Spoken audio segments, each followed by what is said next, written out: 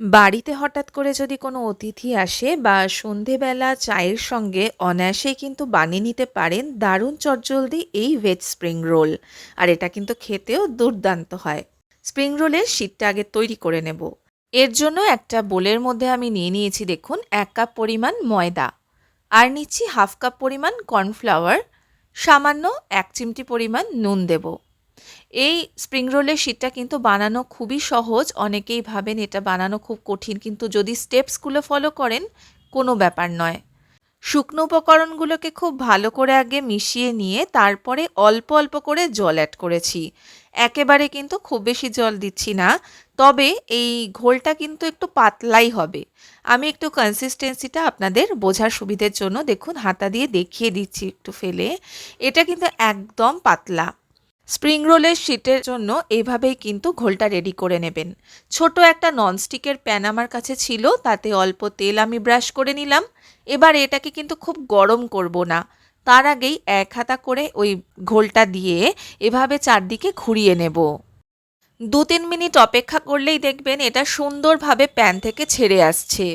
আর এটা কিন্তু রেডি হয়ে গেছে। ধারগুলো যখন এরকম ছেড়ে আসবে হাত দিয়ে আস্তে করে এই স্প্রিং রোলের শীটটাকে তুলে নিতে পারেন। যদি এই প্রসেসটা ডিফিকাল্ট মনে হয় তাহলে আর একটা উপায় আছে, সেটাও দেখিয়ে দিচ্ছি।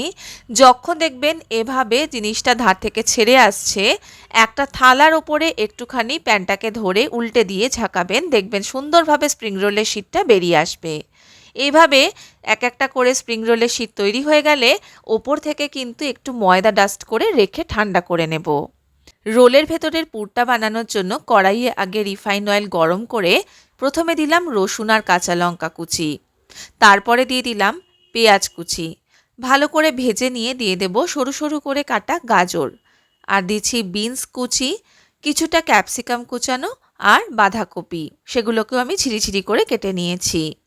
মোটামুটি আজকে স্প্রিং রোলটা বানানোর জন্য যে সবজিগুলো ইউজ করেছি তা এখন বাজারে কিন্তু খুব সহজেই পাওয়া যাচ্ছে, তাই ঘরে মজুদ থাকা সবজি দিয়ে কিন্তু অনায়াসে এটা বানিয়ে নিতে পারেন। তবে এগুলোই যে দিতে হবে কোনো মানে নেই, আপনি আপনার ইচ্ছে মতো সবজিও অ্যাড করতে পারেন। কিছুটা ভেজে নিয়ে নুন, গোলমরিচের গুঁড়ো, 1 টেবিল স্পুন সয়া সস আর 1 টেবিল স্পুন টমেটো কেচাপ দিলাম। কিছুটা নুডলস আমি সেদ্ধ করেছিলাম, যেটা ওই 12 টাকার প্যাকেটে পাওয়া যায় সেই রকম পরিমাণে, তো সেটাও 1 প্যাকেট আমি দিয়ে দিলাম। সব কিছুকে খুব ভালো করে মিশিয়ে নেব এবারে। জিনিসটা একটু হালকা ভাজা ভাজা যখন হয়ে আসবে লাস্টে এতে অ্যাড করব স্প্রিং অনিয়ন বা পেঁয়াজ পাতা। এটা দিলে কিন্তু গন্ধটা খুব সুন্দর হয়। ভালো করে মিশিয়ে নিচ্ছি। স্প্রিং রোলের পুরটা আমাদের রেডি। এবার এটাকে একটু ঠান্ডা হওয়ার জন্য রেখে দিলাম। একটা বাটির মধ্যে 1 টেবিল স্পুন নিয়ে নিলাম ময়দা, আর 1 চামচের মতো দিচ্ছি এখানে জল দিয়ে এটাকে একটা আঠালো স্লারি তৈরি করব। এটা কিন্তু অনেকটা আঠার মতো কাজ করবে।